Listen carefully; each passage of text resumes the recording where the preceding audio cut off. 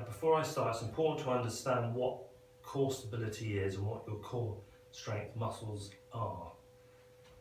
Now, your transverse abdominals, which is the muscle that generally when you go to a physiotherapist, that's generally the one they're talking about, is like a natural corset that wraps around your stomach and around your body.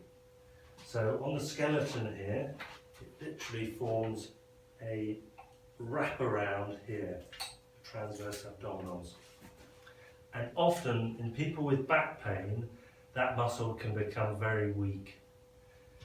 Other core muscles that we do use quite a lot on a daily basis are our pelvic floor muscles here, our diaphragm that sits at the bottom of the rib cage, and on the back you have various back muscles, rectus spinae, multifidus, which form the back of the core box here.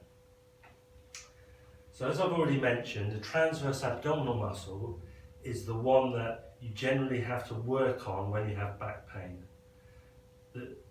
The mechanism of back pain normally means that you end up with muscle spasm in the back muscles, and the physiotherapist will often treat those muscles with deep tissue massage and stretching exercises, and weakness in your front transverse abdominal muscles.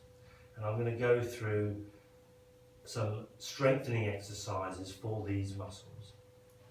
So the first thing you need to do is get your spine into a neutral position. The way we do that is we have our feet hip width apart, knees hip width apart.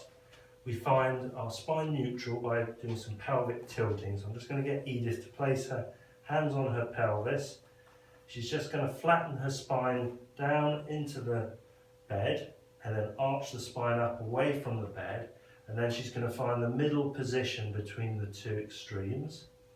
So that's spine neutral there. When she's doing the exercises, she needs to keep breathing while she's doing the exercises, but I want her to use her diaphragm whilst doing that. So I'm just going to get you, Edith, just place your right hand just on your stomach here. Okay. And I just want you to take a breath, breathing into your stomach, excellent, and out. Okay.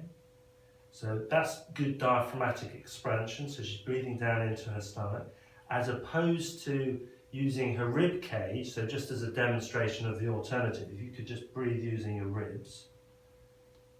Okay, so hopefully you can see the difference there. So that's rib breathing, which we don't want during core exercises. We want her using her diaphragm, which is one of the core muscles. So move the skeleton out of the way.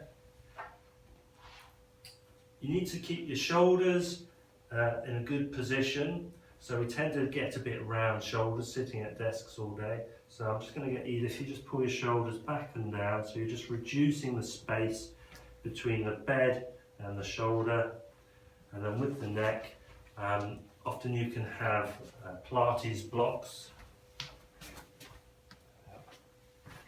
So we'll use a Pilates block. I'm just going to swap that for a block.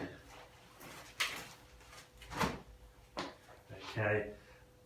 And then you just imagine that block under the head there, and it's just stretching out so that you're visualizing your neck being stretched out longer and tucking the chin in slightly. Okay, so that's the starting position for doing transverse abdominal exercises, or a lot of people go to Pilates, which is similar types of exercises.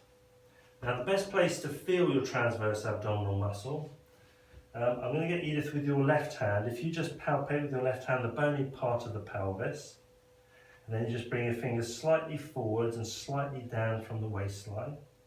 And this is the best place to palpate your transverse abdominals. Now, not everyone has good control of these muscles consciously, but we all use them unconsciously when we cough or laugh. So if I could just get you to try a cough. Okay, and that muscle will fire when you cough. Okay, so if you can't feel the muscle very well in yourself in a moment when I go through the exercise, one way of detecting it and feeling it is to do a cough, and it will instinctively just activate when you cough. Okay, if I could just get you just to imagine you going to the toilet and you're stopping midstream, so you just draw up in the pelvic floor. Excellent. And then you're just tightening up underneath your fingers as if there's a belt tightening around your waist. Now there won't be very much for you to see on the camera because this is a purely internal movement, but I can feel and Edith can feel underneath our fingers here, the muscles just tightening up underneath. Okay, and just hold the contraction and then release. Okay. Now when you do this at home, what you'll find is the first few times you do it, if this muscle is particularly weak, you initially won't be quite sure what you're trying to do, what you're trying to achieve, but just keep persevering and eventually you will start to feel the muscle tightening underneath your fingers. When it's weak, you'll only be able to hold the contraction for a few seconds. As you get stronger, so you'll be able to hold the contraction for longer, and you're aiming to be able to hold it for 30, 40, 60 seconds. Just gradually increase the length of time that you hold that static contraction. This exercise is that you can't always feel your muscles working very well because gravity is kind of pulling the contents of your stomach away from the abdominal wall. Okay? So another really good way of getting yourself to feel the muscles contract is to come up into 4-point kneeling. So if I could get Edith to do that, I'll just lower you down. So if you have your head this end and then feet this end, slow you down a bit.